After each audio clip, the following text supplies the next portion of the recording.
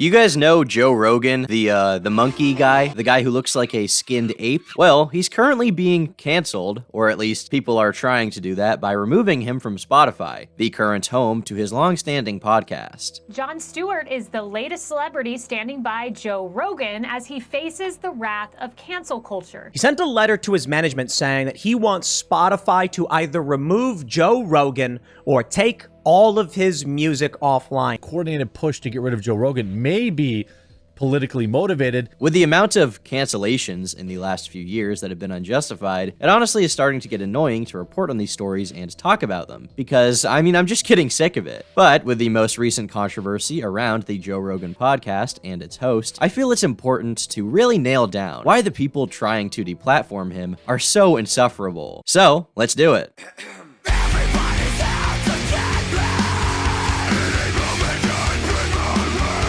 What's up, guys, and welcome back to the Tom Dark channel. I'm your host, Tom Dark. Cancel culture has been a subject on YouTube for a while, and as someone who's not a political channel, I really try not to weigh in on these subjects too much unless it involves, like, a YouTuber that I'm familiar with. But the problem has only been highlighted even more by the recent situation with Joe Rogan. The Joe Rogan podcast is the biggest podcast in the world right now, and there's no denying that it's very influential. It has created the careers of multiple people just from their repeated appearances on the show. It has formed what is called the intellectual dark web, cringe name, I know, of people who are pretty dissident in terms of modern political talking points. Names like Jordan Peterson, Ben Shapiro, and Alex Jones have had their profiles elevated by their discussions with the host of the show, Joe Rogan himself, and it's almost created its own unique culture for its listeners. I've been a fan for a few years, not the biggest in the world, but I definitely get the appeal of the show, and I've listened to some of the most popular episodes, as well as episodes with people who I think are cool, like James Hetfield of Metallica. But naturally, with so many guests coming on the show, especially of a controversial nature like Alex Jones, it's going to receive a lot of backlash from time to time. This has only become much more intense since its move from YouTube to Spotify, as it seems like every few months, people are trying to rally the masses in order to either get specific episodes of the podcast removed or the entire show itself. And why do they want it to be removed? Because some of the guests are people that particular listeners do not like, and they say things that those in the audience do not like. Hence the most recent cancellation attempt of the podcast. There was as many chances there were people you would never be able to get to your car. They would mug you every chance they got. They would rip your fucking feet off and fuck your ass. If you don't think chimps will steal babies and eat them, you haven't been paying attention to the literature. It all started with a debate over medical misinformation. One of the latest flashpoints has been the controversy surrounding Joe Rogan and his wildly popular podcast,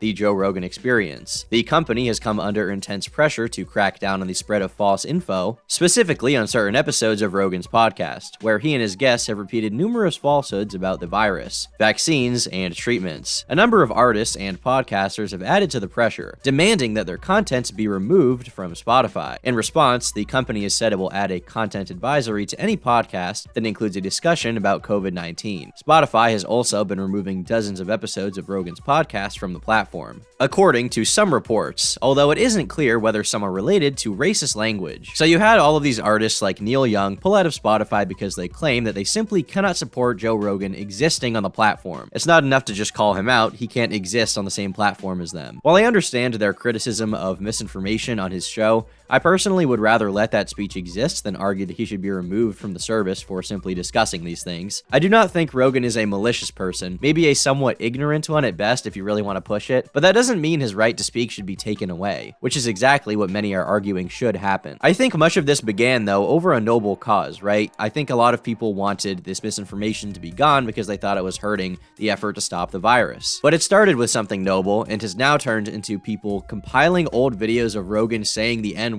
and pointing to that as the reason why he should be removed from Spotify. Clips that are years and years old people are bringing up to be like, he can't have this platform, he can't have this podcast, he needs to go. More fallout today for embattled Joe Rogan following his apology for repeatedly using the N-word years ago. My sincere and humble apologies.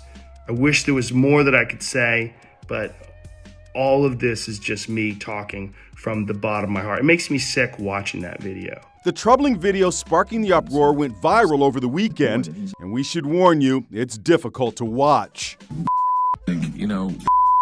Saying the word It's amazing to me that people are even willing to be angry at him over this, considering that while he's not a progressive guy by any means, he's also not an extremely hateful one. He doesn't have radical politics or anything like that. He's not on his podcast advocating for some kind of like one race nation state. Instead, he's just a normal guy who has years of recorded podcast history, and in that are bound to be moments one may consider unsavory. The fact that all of these are out of context is really just the cherry on top. But of course, none of that matters. None of the context matters. None of the greater context around his life matters when you can boil it down to one or two clips, right? So these Twitter spurgs just freak the fuck out, spam shit about how he should be deleted, how he should be canceled, and are completely unwilling to even have a conversation about it. Content warning: multiple clips of Joe Rogan using the N-word. This is who the right is defending. Like, wow, yeah, he used the N-word. What a fucking crime. What an awful, terrible guy. He really needs to be locked up. He shouldn't be allowed to speak for using that word. He's just evil. Actually, I think maybe we should invite Joe to the group chat. He seems like kind of a funny, cool guy. But Joe decided to cave and apologize anyway because I guess he felt bad for what he had said and the way he said it. And if that's the case, then that's his own prerogative, you know, he can do that. But that was also not enough for people. It had to go one step further for all of them, in fact. Spotify removed over 70 episodes of Joe Rogan yesterday in which he used the N-word. All of the transphobic episodes are still up, and he's continuing to put out anti-trans content. First of all, I think it's a little misleading to say that he is putting out anti-trans content. He is willing to have a discussion about whether or not being trans is valid. He has discussions about cultural issues on his podcast all the time, something that you seem against even talking about or discussing or thinking about. And I say this as someone who's personally fine with trans people doing whatever they want and would even support their right to exist if asked to like vote on it or something like that. But the fact that the very idea of having a discussion is too wrong, too off limits to everyone here, really shows me how far down the line we've gotten with these cringy, progressive, fake online politics. It's no longer about allowing people to exist or freedom of expression. Instead, it is about freedom of expression unless you have a belief that we deem as off limits. In which case, that's it, you're gone and you're not allowed to be here. I mean, I feel like I'm living in 2015 again when there was so much discussion around how certain people should not be allowed to speak. And it's frustrating as a supporter of freedom of speech to see that so many people are just not free speech enthusiasts at all, but actively against the very idea. I mean, even a lot of people in my generation, you know, I'm pretty young, I'm 19, and a lot of people my age genuinely don't think that everyone should have a right to speak. They think if you say certain words, you should be kicked off of platforms, which is extremely concerning. It's something that they just do not believe in. Free speech is not in their purview. The conversation around this did not stay within the weird little intellectual dark web and lefty autists either. It actually managed to attract a lot more celebrity attention and went super mainstream, including from who I believe is currently the highest paid actor in Hollywood, Dwayne "The Rock" Johnson.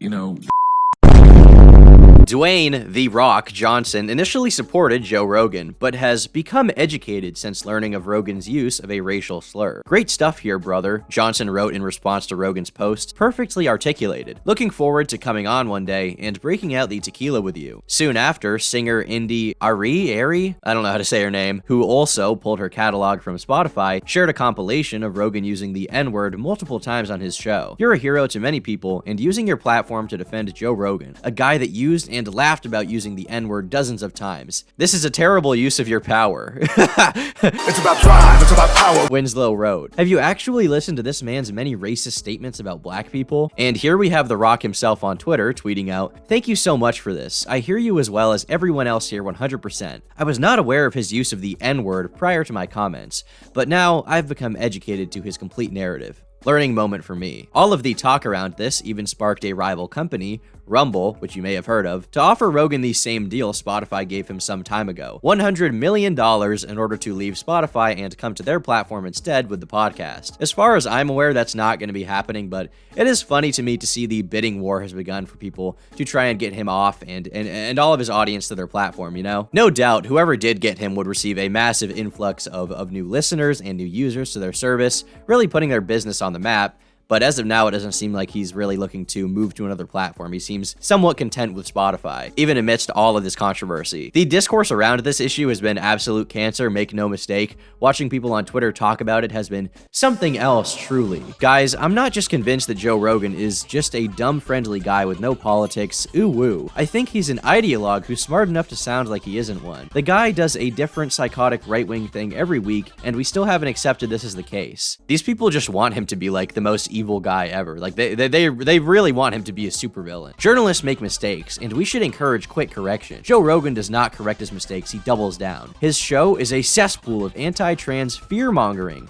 and vaccine skepticism. And he will never fix this because there's a financial incentive not to. This is the average lefty take on this stuff right now. Do you think Joe Rogan is a journalist? Like, do you think that he's beholden to your personal beliefs in any subject? And furthermore, do you think that anyone who doesn't agree with you is like simply grifting and like doing it for financial reasons? I mean, the guy is currently in the biggest controversy he's ever been in. I think he probably has enough money that he doesn't have to worry about it. I really don't think he's holding out on the trans take because he thinks that it will like increase his viewership. With all of that being said, it's not like all is lost right now. As I said earlier, Rogan's show is one of the most popular cultural forces in the world right now, and Spotify definitely knows this. Either to be very virtuous on the issue, or because they know how important his brand is to keep their service, Spotify has decided not to delete him from the platform outright. Spotify won't be silencing Joe Rogan amid controversy, according to their CEO. And even beyond that, they recognize that the slope of deleting people's online presences can be an especially slippery one. In a memo released following his apology and directly addressing the controversy, they actually said that they don't think getting rid of him is the answer to the problem. They don't think that deplatforming is the right solution here, which is nice to see. I do not believe that silencing Joe is the answer, Eck wrote in a memo, which Spotify provided to the New York Times. We should have clear lines around content and take action when they are crossed. But canceling voices is a slippery slope. Everyone clap. Clap for Spotify, please. Appreciate it. Ultimately, I think that most companies like this will act in their own self-interest rather than doing the right thing because they're motivated by money, frankly. And if the money really was going south for them, I think they probably would end up siding with whatever the money was doing. But I am at least thankful that the circumstances are convenient enough for them that they will not be removing him from their service. This is a series of events that began with Alex Jones, and since then, YouTube themselves have also removed multiple channels from controversial YouTubers and personalities when they provide them bad PR, right? Despite the press generated around this, Spotify seems unwilling to get rid of their biggest podcaster, which is a good thing. It makes me happy. Another nice thing to see was a few months ago when people were trying to get Dave Chappelle removed from Netflix, and Netflix basically said, you can piss off, you can fuck off, we don't care, he's staying on our service. Situations like that make me a little less black-pilled on the entire issue. But make no mistake, seeing all of the absolutely brain-dead takes from people about this on Twitter and YouTube has not helped my sanity even one bit. That being said, on the other side, there's also some cringy-ass takes on the other side of the timeline going on, like all of these Joe Rogan dick suckers who are like, he's the messiah, he's the greatest ever, he's a hero. I mean, he's done some cool things. He has a neat show, but he's just like a guy. He's just a guy who looks like a monkey who has interesting things to say. He's not the hero of the Western world, okay? On one hand, I think that misinformation is a big problem online. We talk about how many people just read one headline, right? And basically just believe the headline without reading past that. But then in the same breath, we also forget that many people will listen to one podcast or watch one video and simply believe what they hear there unquestioned and assume that the person speaking is reputable and credible. And that's just not the case. A lot of people either don't do their research or they intentionally lie about issues to further a narrative, to further an agenda. Jordan Peterson says one thing, Sam Cedar says another thing, and basically both sides kind of dig themselves in the trenches there, pretty much instantly without really thinking about it. I know they're two drastically different people, but I was just trying to think of like a left-wing equivalent of someone popular who's like in the podcast world. But there's no doubt that it's a problem that both sides experience. So if talking about Joe Rogan's misinfo needs to happen, then fine. But as soon as we start calling for him to be removed, there really is an issue there for me. I mean, let's say they did successfully deplatform Joe Rogan, right? Someone who's not explicitly right-wing, someone who's not that crazy, he's not that controversial in the grand scheme of things, and is actually pretty supportive of people's rights to do whatever they want. Then who's next in the bid to slowly remove all dissident opinions, you know? The conversation around all of this has truly been so fucking gay. And of course you have the familiar faces coming out of the woodworks to discuss it all. So there's still some misinformation in there, which I'll get to. But for those of you who still don't get it, let me just clarify why Spotify had to do this. Now, from a business perspective, the real reason they did it is because they don't want to lose more Neil Youngs and Joni Mitchells, and they're really worried about that, and that's part of the reason why Rogan's making his video. But it doesn't mean that they're wrong. They're also, in this case, happen to be correct. And look, Rogan's saying, hey, I'm bringing on rando scientists and doctors, but they're legit and very experienced doctors, and they have a different point of view. Okay, but Joe, Hopefully some of these people calm down soon, because seeing all of this shit on my timeline has actually made me just mute the word Joe Rogan. I honestly am just sick of seeing these people. I don't want to deal with the people posting brain dead takes on my timeline unless I can seek them out specifically to make content off of them, which I guess I just did. Good for me, or something like that. All of this political stuff is giving me brain rot, so I think I'm gonna go back to talking about things like furries and cringe YouTubers or something like that. I just thought this was an important issue to weigh in on, and frankly, I'm pretty passionate about freedom of speech. It may be the one issue I even give a lot of thought to in terms of politics because, while I'm not an absolutist, you know, I think there are some things that are out of bounds. I do recognize that freedom of expression is probably the most important thing we have as people, and I don't want it to remain a thing that we don't have access to. There are a lot of people on the internet, which we could probably represent with some weird Wojak or something like that, who want to delete a lot of people, probably including myself, simply because of the words we use or the jokes we make. And that's genuinely harmful, and I fucking hate that shit. What's even more frustrating is that there are YouTubers who I used to look up to who do not seem to be taking a pro-free speech stance anymore, right? People that once defined the edgy counterculture online just seem to not care anymore. Take iDubbbz, for example, someone who used to be a bastion of free speech and expression. He promoted a lot of sound arguments on the issue, but when a certain unlucky content creator was banned, he basically expressed indifference over the issue. It's not like what people say, I think, with the whole slippery slope thing, or